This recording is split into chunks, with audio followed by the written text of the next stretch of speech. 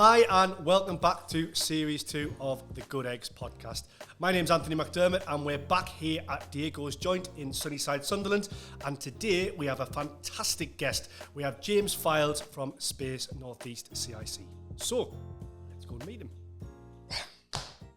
Well, morning James, welcome to Diego's. How are you doing? You alright? Good morning. Yeah, all good, mate. All good, thanks. Thanks for having us. Good, no, Appreciate it. Thanks for coming down. Oh, So, James, first of all, could you just tell us your full name and the business you're from, please?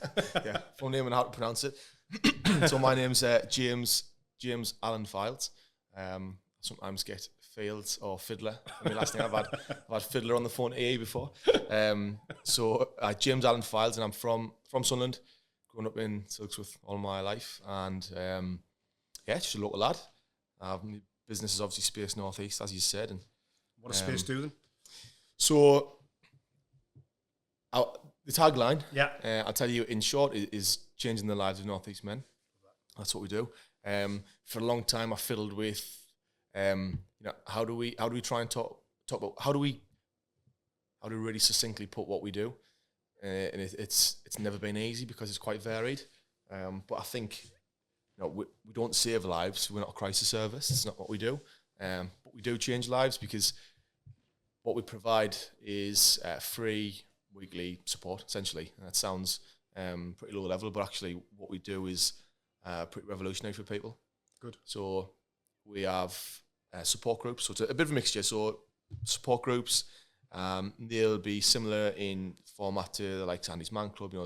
Peer support groups are really popular across the country now, thankfully, because they really do work. So we do support groups, but that's just one element of what we do.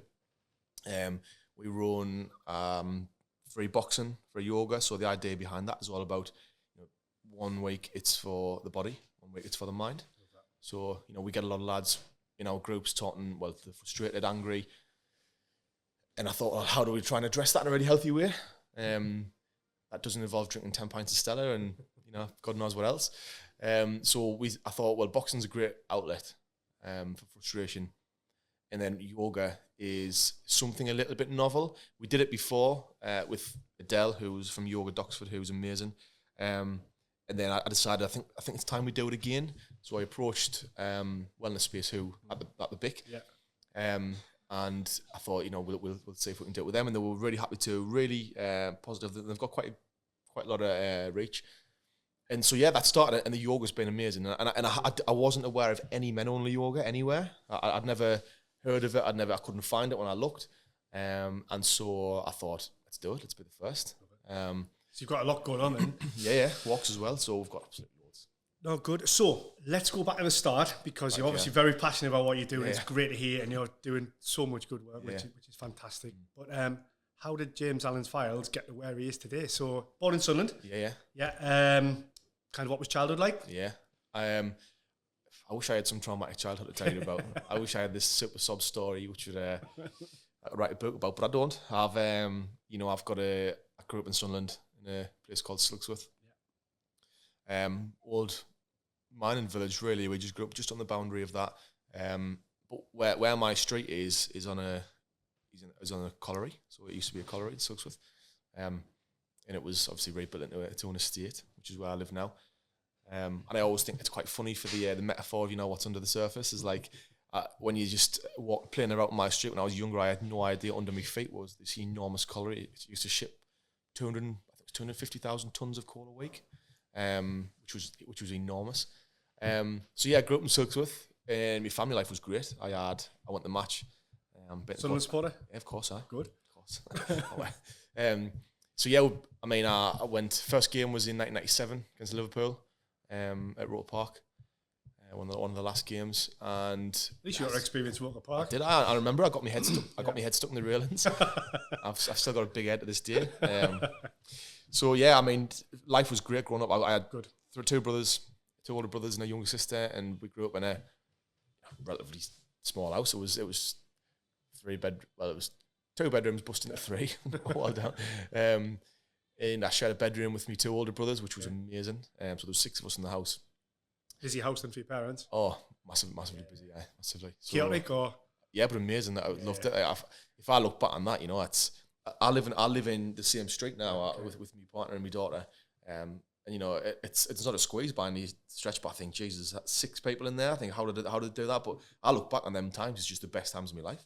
You know, my brothers and my sister, and my best mates, really. So, what was school like then? School, Yeah. School was good, mate. It was Good kid, bad kid, bit of a cheeky kid. Cheeky. You know, if I look back, there's always this moment I look back on in school where I experienced, and this is primary school, I experienced the first, my first feeling of, I guess you could call it shame, maybe, something that has like dominated my life. And it was when I was at Downhill. All the kids were dancing now, and I was only probably about 8, and we're doing like Let's Do the Time. Was it Time Walk? Time Warp, yeah. Time Warp. So we're all doing that and dancing about, and there was this fella who was a. Could you show us how that is? Or? I'd pulled my hamstring doing that. So there's a fella there who was a facilitator for Downhill, and he was watching us, like, and I was sort of super energetic, center of attention, like loving it, and that was what I was like when I was younger. And he was watching us for ages, and then he come over to us and he said it in a really derogatory way. You're really enthusiastic, aren't you? And I remember being 8-year-old and feeling the wind just seep out of us, and I thought that was the first, and I didn't do it anymore. And that was the first time I'd felt. I think now I look back, it was like a bit of shame, and I thought, like, now I look back and I go, what was going wrong in your life to be able to say that to an 8-year-old child who's enjoying himself? Yeah, I think what motivates someone to do that? It's possible I could have misconstrued it, but I don't think I did, because I experienced that same look from other people throughout my life. So yeah, I mean, childhood was fantastic, and sixth form, St. Aidan's. I went to St. Aidan's, and it was mint. I mean, it was all boys' school, and I always used to say to my mum and dad, I want to go to a boys and girls' school, for obvious reasons as a teenager.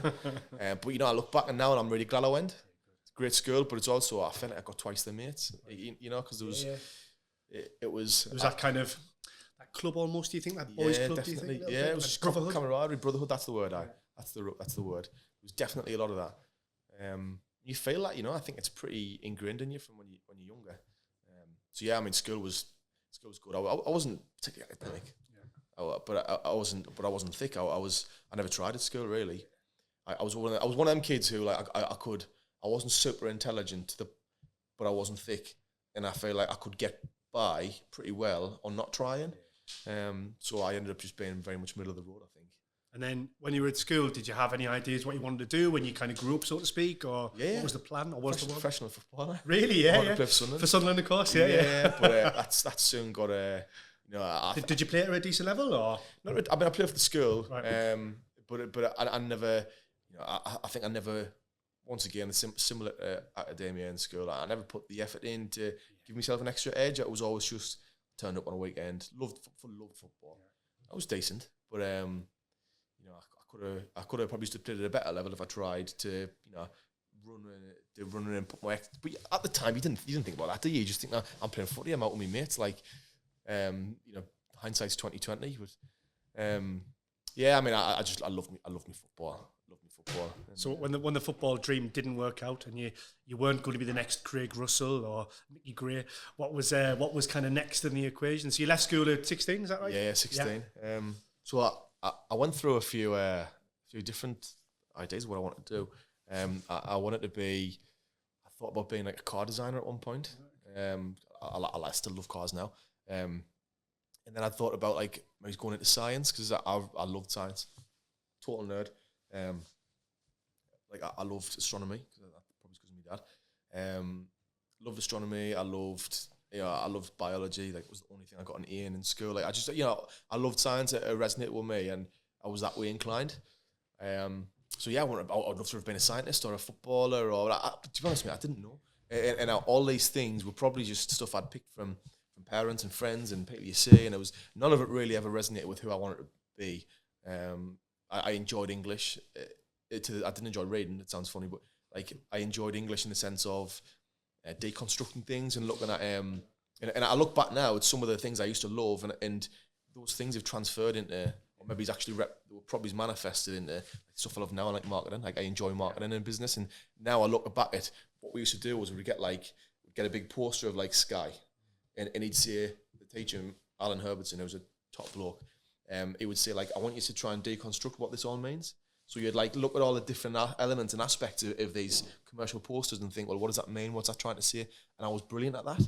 And I think now when I go forward into business, I'm like, well, that's probably why I spend so much time on my own brand, or yeah, exactly. Yeah. And it was what I loved.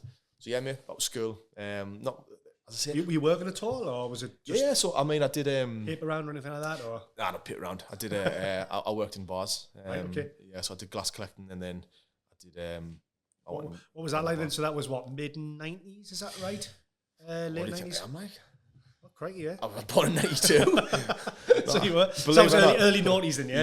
Yeah. So it was so the alcohol pop years in the bars, was it 2010, something like that, when I started working in a bar. Sunderland's nightlife at that point, pretty busy still. Yeah, it was. I mean, I worked in establishment. That was my first. Right, okay. Establishment or Liberty Browns, Washington Way. So I worked on one of them too. But that was good. I always think like for any young person to get a job at 16, 17 is great. To being around adults and just hear the banter and the crack and how people behave. I think that's always a really valuable experience, isn't it? It is. I mean, just knowing how to handle difficult situations, and you learn so much just from being around people. And I think that's why with what I do, I'm unapologetic about having nothing online. I'm a firm believer in that people need people. So yeah, I mean, it's the benefits quite often are invisible. You don't understand them at the time, you don't know them at the time, but I think they manifest later in life. And you certainly understand the benefits when somebody hasn't had that exposure to socialisation in those different social settings. So they were amazing for me, I think, working at bars. I think that's something that's probably evident in, without getting on the soapbox, but society these days, isn't it? Lots of young people don't tend to do anything like this now because it's either online or they just got social anxiety to go and do these things. And you probably find it's particularly with younger men coming to your sessions that they're maybe not as well adjusted in terms of having conversations. Would you say that's fair? Yeah, no, I would definitely say it's fair. I think the world has changed quite dramatically, even from when I was just in school. I mean, I left school in 2009, the world's changed dramatically. And I look back to every Friday and Saturday night, the town was full of people my age and thereabouts. 17 to 25, really, it was full of, especially where we were, full. You just don't see it anymore. And I think COVID has a part to play. I remember, I mean, I didn't experience this, but I remember when COVID happened, people obviously had to retreat forcibly from society, from socialising. And then afterwards, when they were, okay, now you can go back out, people had a level of anxiety about it. They weren't sure about it. People felt unsafe and they were happy being secure in their own homes. And I honestly think the changes that we experience because of that definitely. For a long time. I probably agree with it and resonate with it myself. I mean, even me, who's seen as somebody quite confident, goes out there and networks and all that. I used to be everywhere, right? Open of an envelope, I'd be there, right? COVID happened. And even to this day now, I'm still quite socially anxious. I don't particularly like going into a room full of strangers, for example, and trying to start. And lots of that came about from COVID, having that comfort of being behind a screen, perhaps, or being away for a year and a half, 2 years. And I think it did change all of us, to be honest. I really do. I think it's had a profound impact. I do. Yeah, I do. And I think the people I really feel sorry for me. To a degree, I can almost rationalise it and intellectualise it, and I'll say like, well, I know why I feel that way. Yeah. And I also know that if I just continue to socialise, those feelings will probably subside or become damper. Whereas the people I do feel sorry for are the younger generations who maybe they don't have that experience to know that these things will change and these things will pass. And I think if you're a young person and you've had 3 years of your really formative years where you get to go out and make the mistakes and be an idiot, if you've had those years taken from you, you don't get them back. No. How do they form those really important bonds and social connections and learn them lessons if that time's gone? Which it is. I think you make a really good point as well. COVID in general, it was the stolen years, wasn't it? We all lost 3 years of our life, really, in total, about 3 years in total, wasn't it? And, I think for me and for many people, that just made us think that actually tomorrow might never come. Yeah, so actually, exactly. You've got to get out there. Go and see the theatre show you want to see. Go and play that football match that you want to do. Go and see your grandma. Go and see your whatever it might be. Yeah, exactly, yeah. I think it was a realisation for lots of people, especially older people, who thought actually, the world can change tomorrow, and it did. Yeah, it definitely did. I mean, if you think back, like if you'd have talked about a pandemic and you're being locked inside the house for 2 years, that is alien. I mean, that would have been stuff of sci-fi, I think, at one point. It was a crazy time to look back on. I think back to watching the news at one point when it was all happening, and there was a BBC broadcast walking through the streets of China, and there was people on the floor on the street, dead. But now you look back with the hindsight of COVID, and I was like, is that really what was happening? Do you know what I mean? It makes you question. You're like, well, at the time, it felt like the end of the world. I think. Well, it was, wasn't it? It was like, and for me, somebody who kind of catastrophizes a lot of things sometimes, for me, it really did feel like that. I remember going shopping on one of the last kind of days before the shops kind of closed properly. And there was people running around, fighting each other in the shelves to get pasta and whatever else. And I remember thinking, crikey, this is it. Yeah. And I remember buying vegetables. I was going to grow my own vegetables in the garden and live off me backyard and all of this kind of stuff. Because I genuinely, like many people, really took this to heart. And I think that's had and you must see this in your work, but I think that's had a massive impact on so many of us. I really do. It changed the world for me. Yeah, things have never been the same since. No. I think people's behaviour's changed. If I've got a good friend who worked, she was, I think it was chief marketing officer or head of marketing at Brewdog, and for a long time. So she was part of the, I guess, some of the Brewdog's most pivotal marketing campaigns, and she helps me with space now. On she helps me when I need her. But she talks about how they invest a lot now in alcohol free, because there's a generation of children growing up now, or young adults growing up now, who live through that, who don't really drink as much anymore. And it really has, I think, unalterably shifted things in a positive direction to some degree. People are health conscious now. No, it is. And I think it's a good thing, but I definitely think there are drawbacks to this, the social side of things. I see, through my work, I see the social side of things being something that is damaging. Massively, yeah. Really, really damaging. I agree. Let's go back a step. So, glass collecting in the establishment and Liberty Browns. So from there, what was your kind of first, I don't mean to take this away from that, but proper job? What would you say your first proper job would be? My first proper job was, I joined the Royal Air Force. Okay. So how old were you at this point? I would have been 19 at that point. So I worked in bars, studied at college, and I'd went away to work in America a couple of summers. I went and did wakeboarding and water skiing in America, which was amazing. Yeah. And so, but my first proper job would have been the Royal Air. I did a bit of work with my dad, labouring. But I mean, that was very small bits and pieces. But yeah, I would definitely say it was the Royal Air Force. Okay. It was a structure that I really craved at the time. I thought, for me, I was like, cause I dropped out of sixth form, having a rough time, and I thought, what do I want to do in my life? And I thought, Royal Air Force, let's do it. Like I just as soon as sometimes you stumble upon something and you go, that feels good. That's my piece. That's where I am the jigsaw. Yeah, and that's what that felt like. So I joined the Royal Air Force in April 2012, and loved it. Yeah. Loved it. I mean, it was hard. But whereabouts were you? Halton, Buckinghamshire. Yeah. Loved it. I mean, some of the mates I made, I still taught some of the lads that I went in with. And you'll have had a bit of an advantage over some of the lads because you've already lived away, you've worked away. So I did. I mean, some of the lads were some of the lads were just, 16, 17, I think, some of them. They were just young pups. But then some of the lads were like very, I was still probably one of the youngest lads there.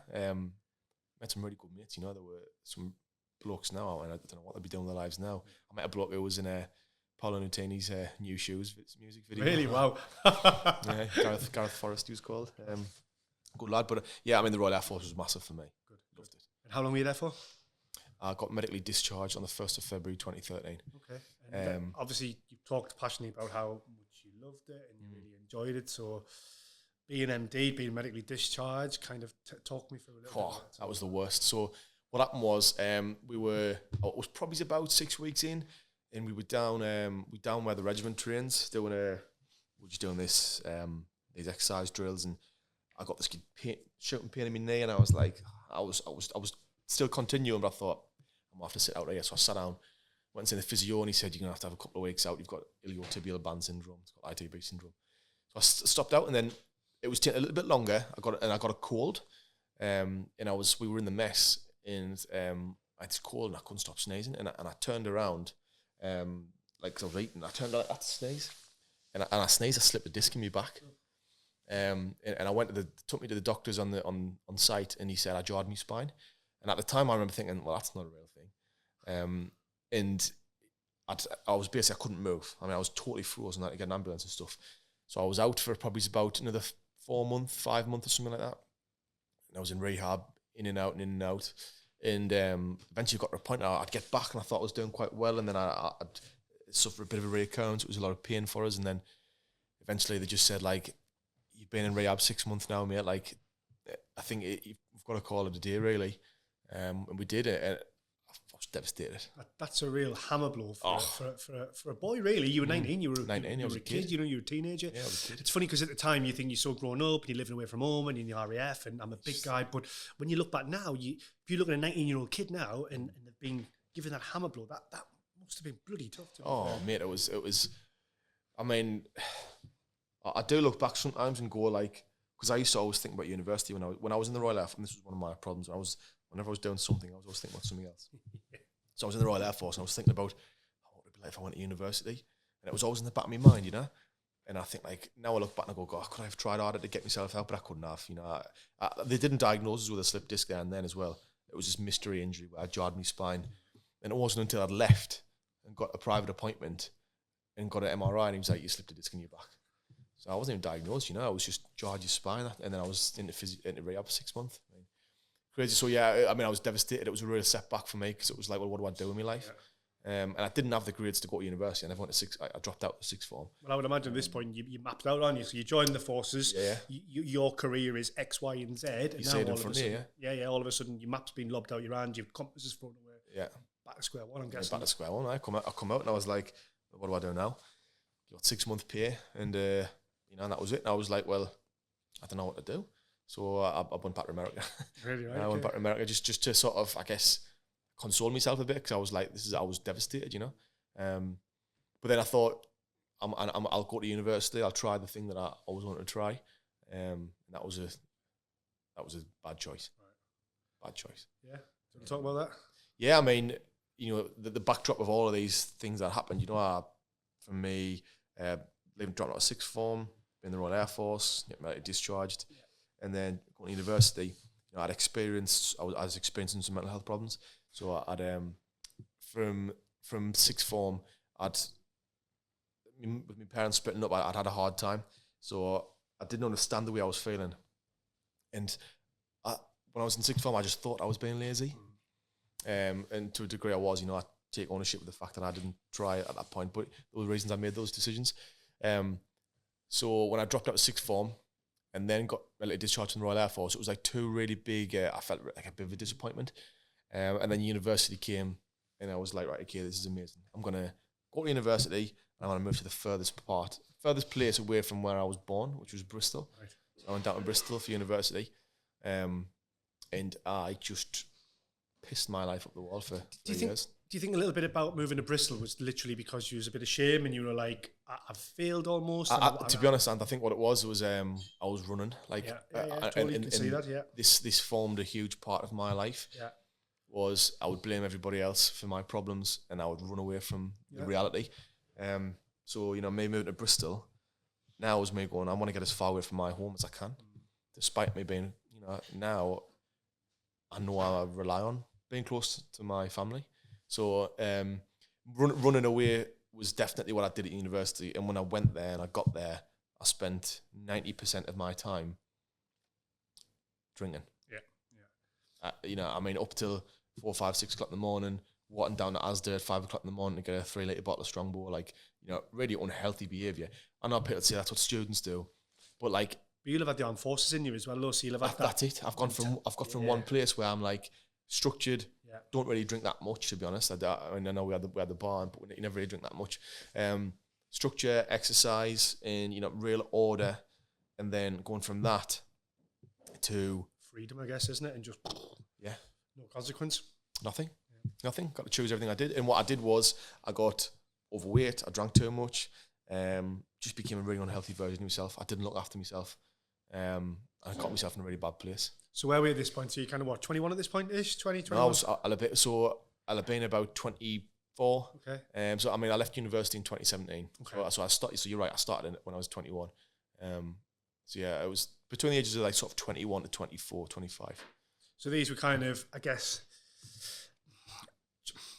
not catastrophic, that's not the word, but really damaging years, I'm guessing, for you. Yeah, they were because when I was younger, I pictured this life for myself which was full of hope and purpose, and you know, I was going to be doing all these amazing things, and I pictured my life at university as being, as you would see it on the telly, like you see it on Skins. It was like I was going to be away living with all these cool people, and we're doing cool things. And reality is, I met my flatmates who I got put with on the first year, stayed together for the whole time, didn't make any other friends really. I just sat inside and drank all for 3 or 4 years. I mean, what a waste of 3 years of your life. Now I look back on that, I feel that way. So yeah, I mean, up to the ages of my mid-20s, I was like, that era for me was a real dark era. Really, really dark. And then, so you kind of came out of uni. What was your course, by the way? Biomedical science. Okay. And was that with still the idea of going into science? Yeah, definitely.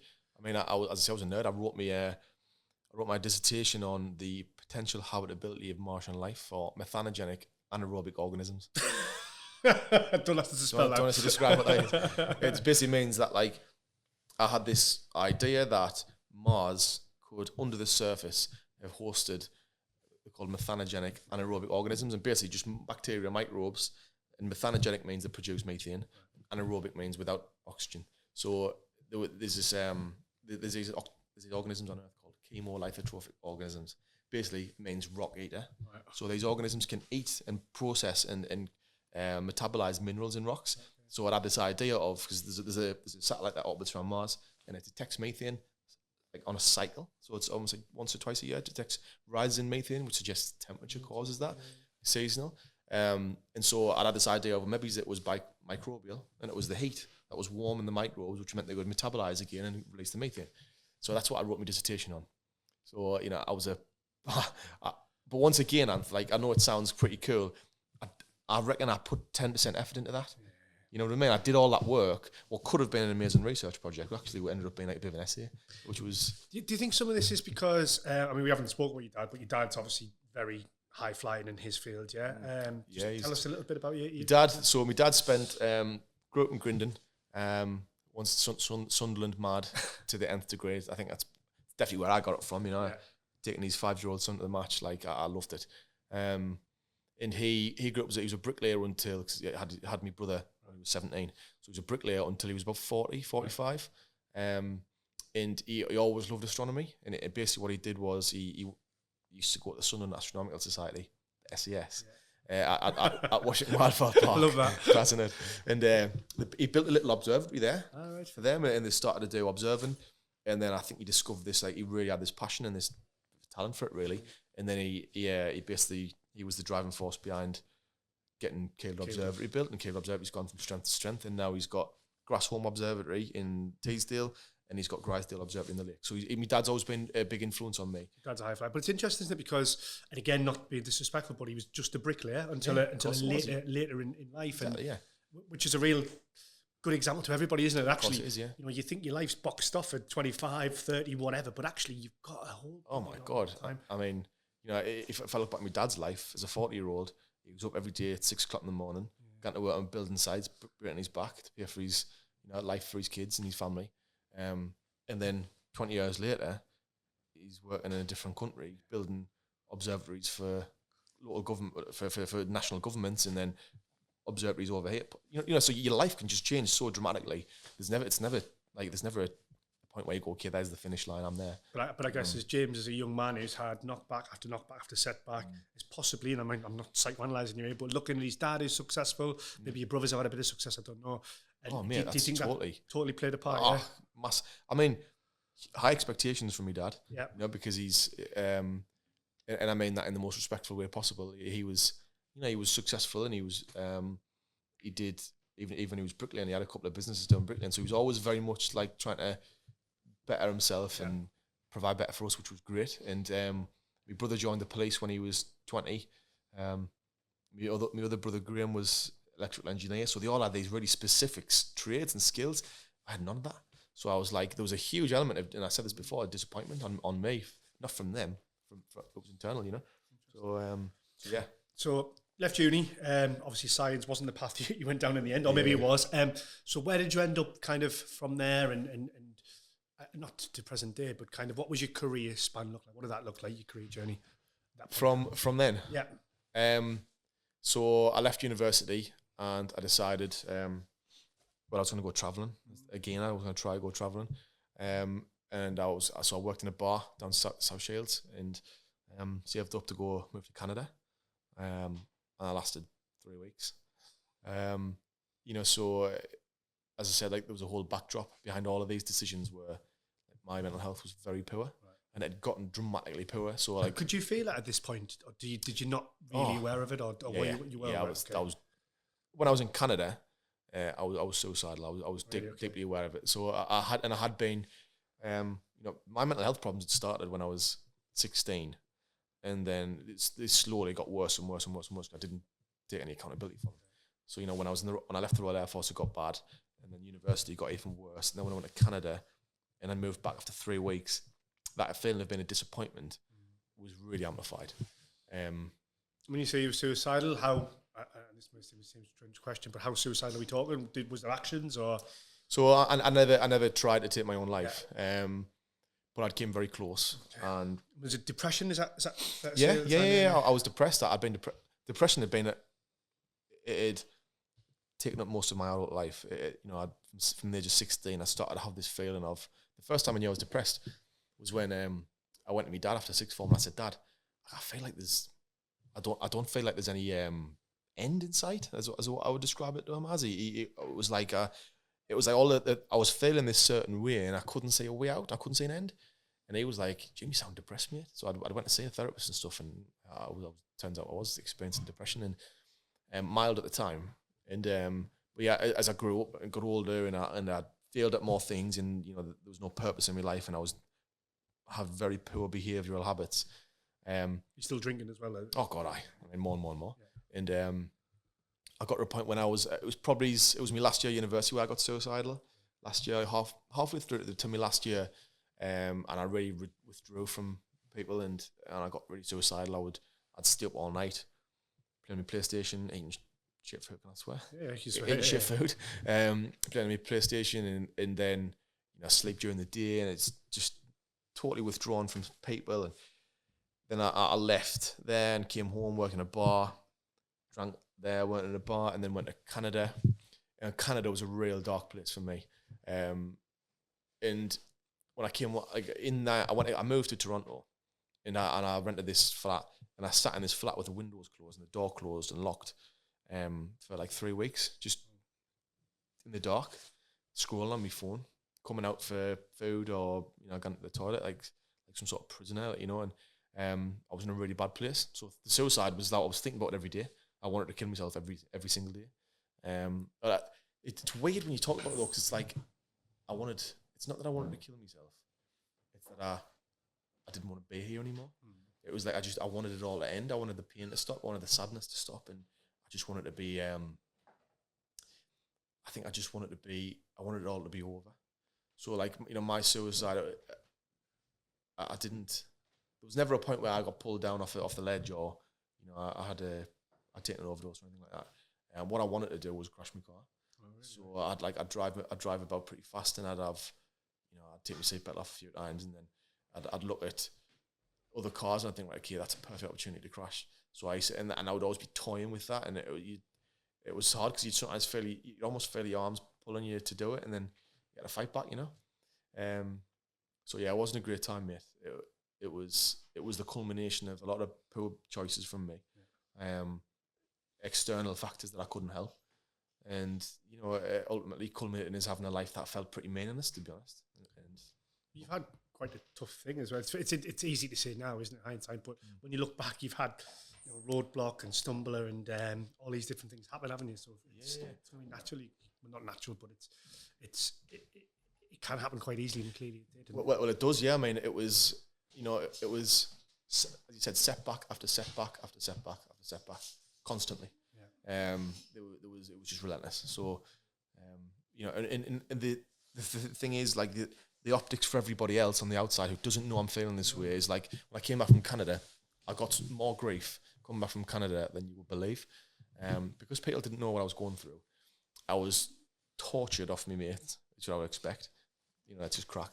But then, you know, there was like certain people who weren't even my friends who would like come up to us and be like, they just say Canada and just say, like, laugh at us. And I was like, none of you have any idea what I went through and what I am going through still. And it was like having to manage the pain of feeling like that, experiencing what I experienced over there, and then come home and feel that shame and that embarrassment. And I think that shame took you back to when you were 8 years old as well. That exactly goes back to that point. Exactly. I mean, there was a day when I was in Denny's, like the little American diner thing. I was in Denny's and it was like 4 o'clock in the morning. The sun was just coming up and I was sitting there, couldn't sleep, just a skeleton of a human being eating this meal. And I was just looking outside and it was raining. I was just going like, my life is over. I was like, I just cannot take this anymore. I was sick, so sick. And I just thought that was it. Like, and I came home. So you came back from Canada, and then obviously in a depressive state at this moment, probably still making bad decisions. Yeah. Friends and family maybe not seeing it, and maybe trying to make it lighter for you, but probably making it a lot darker by mistake. Yeah, of course. Yeah, if you didn't know. What happened then? Did you throw yourself back into work, or? So this is when I approached my day. Which is where everything turned around, is when I got a job at ADF, the call centre up Doxford Park, and I really struggled there because, you know, I'd gone from living in Toronto and Canada to coming home in Doxford Park. You'd done, and the funny thing is, you'd achieved so much more than, and this is no disrespect to anybody, but you'd been around the world, you've done this, you've achieved a lot. Yeah. You probably weren't feeling that. I didn't feel that way. I didn't achieve a lot. I failed a lot. That's how I thought about it. And this one day at ADF, I'd went to the toilet. I was on my phone. I was having a really hard time. I was like anxious and just feeling like death. And I come out and my manager pulled us over for a meeting. She said, "You've been in the toilet too long. What you been doing?" And I was like, "What?" And she was like, "You only got 8 minutes for your toilet break." And I was like, "Do you have any idea what I'm experiencing right now? Like, are you any bothered to ask if I'm okay?" And you know, she wasn't a bad person. She was in her own bubble. She was doing what she was doing. Doing her job. Yeah, of course. I don't blame her for that. But it just highlights how, you know, these small moments can really impact somebody else. Because that moment there, I walked out and I left and went and see my friend who was out in his back garden. It was a sunny afternoon. And I was just, this was when the suicide became a reality. Is because I was sat in his back garden with my mate and I was in, and you'll have probably heard if other people who talk about suicide is you go in a bubble. Okay. And it's like, this is the bubble that means that everything else that usually keeps you here doesn't really exist anymore. It's not in your mind. And I was in the bubble then. So I was in his back garden. I had my top off because it was warm, but I was looking at my body. I felt disgusted at myself. I was overweight. And I was looking at them two, laughing and carrying on. And I was saying, and I just had this moment where I looked at them and went, I'm done. Like, I don't want to be here. It was honestly like I was watching a show. It was like I was watching the Truman Show or something, and I was just in it. And I was just observing it, and I was observing life, but I wasn't here. Like I was a ghost or something. And I left. I went, I've got to go home. And I went home that day, and I was like, today's the day I killed myself. Yeah. How old are you at this point? I'll have been 25, 25-ish. And then what was your thoughts and actions, I guess, from there? Did you attempt, what was? So I sat down and I ran through every possible way I could do it. Is this at home, yeah? Your mum's house or was this your house? Yeah, mum's house. I was sat in my bedroom, dusty, horrible bedroom that I didn't clean. Yeah. The house was lovely, but I just didn't, once again, my decisions. Yeah. I hadn't looked after myself, I hadn't looked after my bedroom. And I was sitting there and I was just going, how do I do it? I thought about it. I'm not going to describe it actually, but you know, I'd thought about a lot of different ways in which I was going to do it. And was there any fear or? No, not at all. Honestly, the only thing keeping us here was my family and thinking about what my family would look like at my funeral, specifically my sister. Yeah. Thinking like, what would they do if I wasn't here? That was the only thing that kept us on side. Mm-hmm. But at that point, I was like, it almost didn't matter, which was a tough place to get to. And honestly, all of a sudden, like something changed. and I don't know what it was like. Just a moment there and then. Just a moment, mate. It was my own psyche. It was my own mentality. I don't know what it was, but something in my head said, or like I heard it in my head said, "What you doing, Jim? You can't do that. You've got too much to give." Honestly, that's what it said. And I remember that voice being so lucid and just hearing it. And it was just like, I thought, I've got to give it another go here. I have to. I cannot give up now. And so like I screamed. Sounds mad. Like I was in it was my sister's old bedroom, and there was she had this black glittery wallpaper on one part of the wall, and I pictured all this emotion I had inside of us on the wall. Like I externalized it as this big black demon thing. Like I just the most ugly thing I could have pictured. I pictured it on the wall, and I screamed at it at the top of my voice. And I remember feeling like this release when I did it. I just felt this moment of like power, like this hand on the wheel moment, and I just thought, "Fuck you!" Like I'm not doing this, and I thought I'm gonna get some help. So I walked to the doctors. 10 minutes then I walked, and I went to the receptionist. I went, "I'm gonna kill myself. I need some help." And this nurse came down and spoke to us for like an hour, put us in touch with talking therapies and blah blah blah. And then all of a sudden, like I was feeling great. And then she said, when I spoke to the people on the phone, they were like, "Oh, just let you know the waiting list's about 8 months to a year." And I was just like, bang, back to rock bottom. But you know, I had some hope now. Yeah. Like there was some hope for us. So I went home and spoke to my mum, and I you know, I was upset, and I was telling her everything that was going on, and I said to her, I went, "Mum, I wouldn't wish this on my worst enemy." And I said, these words left my mouth, and I said, "I'm going to help other lads get out of this." On that day, yeah, an hour earlier I was going to kill myself. An hour later I was saying, "I want to help other lads get out of this." Same day. And I was like, where did that come from? Where did that come from? For someone who'd gone through life fumbling about and not really having a very specific aim or goal or purpose, in that moment, you found your path. I found my path. Yeah. Like the worst 10 years of my life, unknowingly at the time, were about to shape the rest of my life.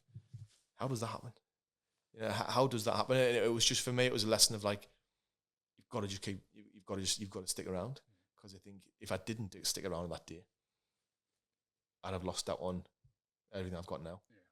Yeah. And you know, it's like Tony Robbins. You probably heard of him, but he says about his mum. So he grew up with a mum who was abusive, but she loved him, and he had soap in his mouth and all sorts. And he said, if my mum was the mum that I needed, I wouldn't be the man that I am today. Interesting. Yeah. And for me, not my mum and my dad, but if I had the life that I wanted and expected and hoped for, I wouldn't be the man I am today.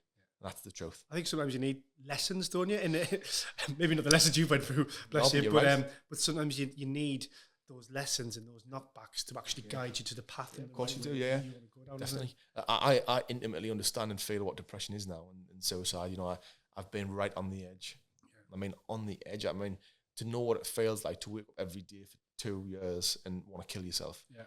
It's not a nice thing to know, but at the same time, it's important. Like for me, it was important in shaping what the rest of my life was going to look like.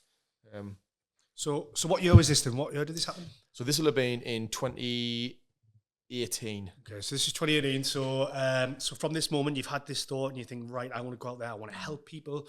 What's the next stage then? So are you working a job at the time, or get better? Okay, get better. The next stage for me was, you know, although I wanted to help, I wasn't in a position to help. Yeah. What I was determined to do was I was not going to use this as a way to medicate myself. I wasn't going to use helping other people as a way to heal myself. That was never what I wanted to do. I wanted to be fully better, recovered, feeling strong, and in a position to go, I'm going to really take this on. So I waited. That was a hard thing to do. Yeah. I waited for 4 years, and I planned. I think that's the right thing to do, is because you'll see lots of people who have lived experience and have had a terrible time, don't get me wrong, but they haven't sorted themselves out. Yeah, it's dangerous, isn't it? But it is, and this is the thing, is like, I knew how I was back then, and one of the things that I needed, and people do need, is reliability and consistency. They're massive. If you aren't in the right headspace, if you can't deal with the challenges you're feeling, things you've got going on at that time, how can you be reliable and consistent when you're struggling to deal with your own mental health? Yeah. So I knew I had to take time, and I had to wait, and I did wait. I went and seen a therapist, I went and seen a counsellor, did a lot of work on myself, got myself a job in the council in South Tyneside. Got a job in the NHS following that, and I started to do really well. Yeah. Once my mental health improved, my application, my attainment, everything started to improve. But was it still in the back of there? You want to do this mission? Was that still the whole time? Yeah. The whole time, everything was geared towards that. It was just when, it wasn't if. That moment planted a seed in my brain which would change my life and go on to change other people's lives. And I knew I just had to keep getting better, keep investing in myself, learning about myself, make better decisions, make better choices. And this wasn't a moment. It wasn't like it was tumultuous. It was up and down. I struggled still, but the suicidal thoughts got less and less. Yeah. And the way I would describe it is like, on a scale of 1 to 10, people's mood, the average person oscillates somewhere between like a 5 and an 8. Say that's that. People go up and down. You have good days, bad days, good days, bad days. It's up and down. Life is up and down. But for a depressed person, and for me, that range of 5 to 8 is actually it operates at a much lower level. The baseline is much lower. So you go from, instead of 5 to 8, you're probably at a 2 to a 5. So your good days are a 5, and when you go down, you go really down. And when you hit the 2, the 1s and the 2s, that's when you hit the dangerous levels of. So what I was trying to do was raise that baseline and start, instead of having been in 2 to 5, I was in 3 to 6 and 4 to 7. Do you know what I mean? So my baseline was always lowering. You're not stopping the low times. You can't stop the days where you're feeling shit. But what you can do is decrease the range, so you're not having such manic highs and depressive lows, but you can also have your baseline a little bit neater. So that's what I was trying to do through getting a job, structure, stop drinking as much, look after my body. You know what I mean? You're still a young man at this point, aren't you? You're still what, 26, 27, yeah. I was still very young. But the experiences I'd had made me very intimately aware of the dark side of life. The darker side of life that I was aware of in having been suicidal and struggling with depression. So yeah, I mean, I the whole time I had this just burning desire inside of us to be like, I'm going to do this, I'm going to do this, I'm going to do this. And when I got a job in the NHS, that was amazing. That was brilliant for me. I had the best boss I've ever had. And then at that point, I was driving back from Newcastle when I worked in Newcastle on the A1 in traffic. I was sitting there going, I've hit me ceiling here. I was like, I felt like I was in a good place. I wasn't feeling super happy but that was more because of the role I was in. I knew my attention was elsewhere. And I just went, I'm going to do it. And then the person I was with asked me, well, what are you going to call it? And I swear to God, I had never thought about this before. I just said, space. Really, right? In that moment, I just said space. Was this when you're looking at kind of the astrology stuff, or was this more about spaces in space, or was it a bit of both, or what? Or? Mate, astronomy, man. That's not astrology. Astrology's like... Astronomy, sorry. Astronomy, yes. That's sacrilege, that's it. So space, no, it was because what I felt I needed was space. Yeah. I felt I needed a space to talk to someone, and I had to wait a long time for it. And I found that it was almost too long for me. I have to wait that amount of time. Yeah. So I think I needed space, and I thought, that is what I'm going to create. Because space, you fill space with whatever you want it to be. So I thought, if I can create a space for lads to talk, that's enough, and that'll help. And then from that point, that was in the February. I put a post out on social media in the car after that conversation. Wow. Because what I wanted to do was hold myself accountable. I was discovering accountability. I was like, I need to be accountable, so I'm going to tell everybody I know. I'd had this Instagram account for years, so I had 2,000 followers, something like that. Everybody I know, I need them to know that this is what I'm going to do. And they'll hold me to it, just like they held me to come back from Canada and give them shit. Yeah. I need you to know that I'm doing this. And I did it, and I held myself to it. And then on April 20th, 2022, we held our first support group. Where was that then? How did that come about? That was so after I put that post up, I got loads and loads of interactions. Yeah. I mean, like a few hundred people liked it. People were messaging us inbox and saying this is amazing. Not the the response I expected. You know, I'd been pretty much griefed. Kind of the stuff you expected again. Yeah, I was expecting all that shit. Yeah. But it wasn't. It was overwhelming support. And then the venue reached out, and the venue I used to work at was Liberty Browns. They reached out and said, post-COVID, downstairs is not being used. Come and use the downstairs room. So we did. Held it in there, and the first group we had was like 8 or 9 people turned up. And honestly, in that moment, did you feel like you knew what you were doing at that point, or was it just like definitely not? No, Definitely not. I mean, I had an idea. Yeah. I knew what I wanted the group to be. I wanted it to feel. I just wanted it to be a bunch of blokes talking to each other. I was trying to change. That's what I was trying to change. Keep it simple. Keep it simple. The armed I wasn't forces. trying to tell people how to live. I was just doing the listening. I wasn't doing the talking. Yeah. So I wanted blokes to come together and just talk about how they felt and just open up a little bit and fit they had somewhere to be able to talk.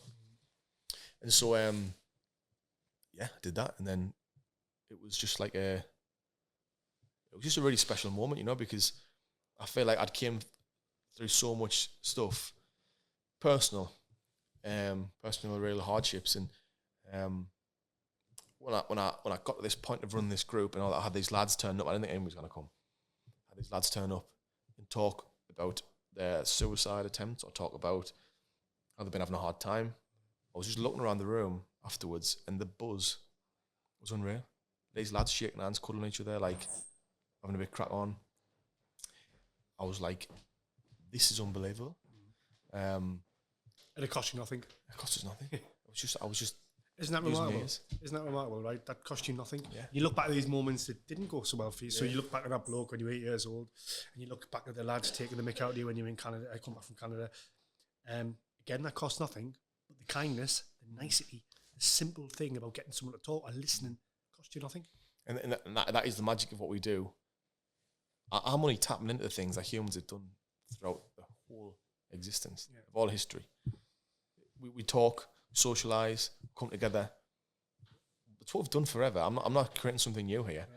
I'm just saying, well, maybe we should do this a little bit more. So that was 2022, is that right? Yeah, 2022. 2022. So at that time, you're, with respect, just a support group, is that fair to say, yeah? Yeah, it wasn't even that. It was just a group, yeah. It was just we just talked. And then kind of how did it grow and develop into Space Northeast CIC? So what was the kind of next steps? So it was only ever just going to be that. Yeah. Really. I'd never thought further than let's have a support group. And so when I seen 8 lads turn up, I thought, okay, there's something in this. And that's when I reached out to the BIC. I thought, like, I need this to become a business. So I reached out to the BIC and just explained what my idea was. And really, really helpful. Talked about the social enterprises, whether it's charity, limited company, and then the social enterprise fit perfect with what I wanted to do. At this point, were you thinking business, or was it just you wanted to help? Was it still just I just wanted to, I mean, there was something in the back of my mind pushing us. It was like, when I was doing the groups and when I was working on this, it felt like I was just mainlining something that I'd never been mainlining before. It was like straight into my veins. I was like, this feels for the first time like I'm doing what I should be doing. And so I just went with it. Like the way I described it was the wind was in me sails. And there's a good mate of mine, Chris Nutman. Yeah. I talked to him a lot about it. And once I decided to set it up as a company, as a social enterprise, I'd been at the BIC. I went and met Chris for a coffee afterwards, and I got in the car, and I felt really good. And I turned the radio on, and the song "Express Yourself" by NWA came on, Ice Cube. Sorry, and I was listening to it, and I was blasting, and I was just like, I've got to be doing this. Like this is it. This is where I should be. And and then after that, I was like, I'm gonna go full whack, and I'm gonna try and get a job out of it. I'm gonna career out of it, and see how many people I can reach. That started from there. Love it. So, a couple of questions for you. Excellent questions. See what we did there. What would you say is been your scrambled egg moment in terms of the business? I would probably say, oh God, there's enough to pick from. Like, is there any point you think I really got that wrong, or we got that wrong, or what was the lessons you could have learned from? Yeah, I mean, I think I'd probably say it wasn't that I really got it wrong. It was that I was running before I could walk, and it was a lesson I had to learn. Like I'd actually approach the BIC. I'd approached the BIC to say I wanted to run like a mental health workshop, like this. I didn't know what it was really at the time, but I knew I had to generate some money. So I was like, I'm going to approach the BIC, see if I can run a pilot, and let's do that. Yeah. And I didn't have it. I just didn't have it in us. And I built up the interest, and I think we had about 15 people coming, 20 people coming, and I just didn't have it. I couldn't. I didn't have the experience, I didn't have the know-how, the knowledge, the acumen. I didn't have any of it. Bit of fear as well. Yeah, definitely, definitely a bit of that. And I could have just, I know I could have dived in, but I'm very much a perfectionist now, and I thought I don't want to do something that isn't going to, this kind of stuff. If you're putting out the wrong information, it can be harmful. So I pulled out, and I feel like doing that, and I'm glad it was the BIC, but I feel like you can really lose some credibility doing that, and it was a real lesson for me to go. You didn't do that. You've got to be prepared. Or you've got to be willing to go all in and just think, I want to wing it. But I wasn't ready. So for me, that was like a big moment where it was a big moment where I look back and I go, now I've got to do things differently. If I'm serious, I've got to do things differently. Crossing the threshold moment, it's like, I'm ready, I'm here. I took the step, not yet. And do you think people need to would you advise people to do that? Maybe take that think? I would think like you've got to trust you. For me, I trust my intuition. And I didn't trust my intuition at the time. My body was telling me, you're not ready for this. Not ready for this. And there's definitely the imposter syndrome thing, definitely. But I think I knew at a deeper level that I wasn't prepared enough. I wasn't ready for it. And I had to be really humble and honest with myself. Because I think that's the thing business teaches me is humility. Yeah. You have to be humble, and you get humbled if you're not. You have to be humble at every opportunity because you obviously you don't know what you don't know. And you will fail continuously. Luckily, I was used to that. And I'd used to people thinking, what's he done that for? Do you think you become hardened to it a bit by then? You just become used to it. I think it doesn't hurt any less. But I think you sort of, when it comes to business, failing in with space, if I ever fail, which isn't often. When it comes to business, if I fail, it's more I understand my motivations for making the decisions I did. So if I can justify why I've done something, what my motivations were, why I was going to do it, and I fail, I'm okay with that. Genuinely, I'm okay with that. If I do something and I cannot really justify why I've done it, I'm going, I'd be worried about myself because I'm thinking I've got to be able to give a really succinct justification why I've made a decision. So yeah, it was definitely that moment that a lot of things changed after that. Love that. And what would you say is your golden egg? What would you say has been the best piece of advice you've been given or you would give to somebody who looking to start a business? Advice. So it's a really tough one because I always get asked this question about like what is the one thing, what's the magic penny, what's the magic bullet, what's the golden egg, like what is it? And to be honest, there are many, but I think the advice that really I realized this myself. The thing that really shaped me was when I took accountability for my own actions. And I took responsibility for my own actions. And I stopped blaming everybody else. I stopped blaming my dad. I stopped blaming my family or my friends or everybody else who played a part in my life. And I went, there were absolutely external factors for why I was feeling the way I was feeling, no doubt about it. But I was the one who picked up the pint. I was the one who was eating Domino's 11 o'clock in the morning. I was the one who was getting in debt, taking payday loans out to go and watch the footy. I was doing all these poor decisions. I could have done so many things differently, but I didn't. When I did take accountability and I said, this was my fault, why I'm here, you get the power back because all of a sudden it's nobody else's fault. Because if the negative is my fault, then the positive is also going to be because of me. So I was like, when I took accountability, take responsibility, my life changed. And I mean, overnight changed. Because now I had my hands on the wheel. Somebody else wasn't affecting my life. It was me controlling everything. I think you've said it a few times, but I think the two things I've really taken is accountability and power, taking the power back. Yeah. And when you talk about screaming at the wall and things like that. And I think that's really quite honourable, like James. It's really good to hear. And I think, accountability, you're right. So would you say, get your hands on that wheel and make sure that someone's holding you to... It's take charge of your own life. Yeah. Take charge of your own life. And it's a bit of advice of character Jordan Peterson for some people, but in his book, 12 Rules for Life, his first rule, I think stand up and stand up straight, put your shoulders back. But one of his rules is make your bed. Yeah. And honestly, and that you'll know that from the forces, when you go in, every morning you've got to make your bed. Yeah. They don't do that because they want to break your balls. They do that because it's important. Because when you get up, you make your bed, you're taking charge of what you're controlling your controllables. I can control my bed. I'll make my bed in the morning, and I know when I come back, I'll get into my bed. So it's like it's all those really basic principles. You get them right, and then everything else seems to follow suit. And honestly, my life totally changed when I took accountability and I started controlling my own controllables. Love it. So the final egg-related question before we move on to the last one is, what keeps you sunny side up? What keeps me sunny side up? Well, that's changed over the years. What keeps me sunny side up at the minute is every morning when I look at my daughter and she does this smile where she smiles so hard that she almost like short circuits. She like smiles, sticks her tongue out, and she closes her eyes and like curls into a ball. And it's like her first smile of the day. So like every morning I look at that, and that is me beaming. Like I'm in the best time of my life now. You know what I mean? I don't have a lot of money or anything. Far from it, but I'm in the best. You know, people say like, "Do you watch The Office?" Yeah. And at the end of The Office, only the British one though. Oh no, I've watched the American one. So at the end of The Office, in the American Office, Andy Bernard, one of the characters, says, "I wish there was a way to realise you were in the good old days when you were in the good old days." Yeah. But I know I'm in the good old days now. Like I know that's where I'm at, and that's because of my daughter. And so I'd say that keeps me sunny side up. But if I'm going to say something else as well as my daughter, it would absolutely be the fact that I've got a purpose in life now. Is that like space is a purpose for me. It would have been at one point.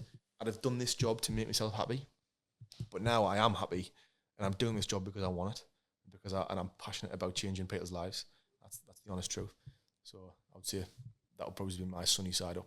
I love it, like James. I love it. It's been great chatting to you, and honestly, thanks for being so open and honest and talking about your journey. And you've had a really tough time, and I'm sure you probably think about that yourself now. But I'm sure you're not. But please thank yourself, because what you're doing is great, and getting to help so many people who you didn't have that help, and you're giving these people opportunity, and it's amazing. So I appreciate that. So how can people, if they want to get involved with Space, whether that's if they need some support themselves or if they want to just help you guys out, what would you say is the best way for them to get in touch? So 2 ways. So one, if you need support yourself, our support's 5 days a week now. So we've got Tuesday, Wednesday, Thursday, we run support groups. 3 support groups, just turn up, you don't have to sign up. Tuesdays at Ashbrook, St. Michael's Community Centre, 7 o'clock. Wednesday, Beacon of Light, 7 o'clock. Just turn up, yeah. Just turn up. Thursday at Downhill Community Hub, 7 o'clock. And then on Thursday, alternating Thursdays, we've got free boxing for men. Alternating Fridays, in between the boxing, we've got yoga for men. And then on Saturday mornings, we do a walk. So instead of waiting 12 months for an appointment and complaining about it, in that interim period of 12 months, really, you could have 250 free sessions with Space Northeast in that interim period. And the accountability and the support network. And the accountability, the personal growth, peer support and personal development, that's what the groups are called. So you can come and access that free of charge whenever you want. If you want to be involved in other ways, we're volunteering or working with us, because we've got the coffee space, obviously we've got the coffee van, and we go out and talk to businesses and deliver workshops and stuff. You can get us on our social media. Everything's at Space Northeast. Should I say this to the camera, don't I? At Space Northeast. And spacenortheast.org is our website. So you can get us on all those. Yeah. I'll just stop us in the street if you say it.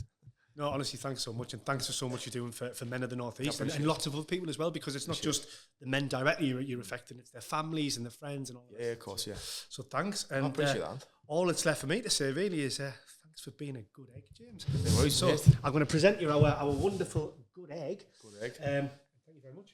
Cheers, bud. Cheers, buddy. Take care. Cheers, Thank you, mate. Thanks.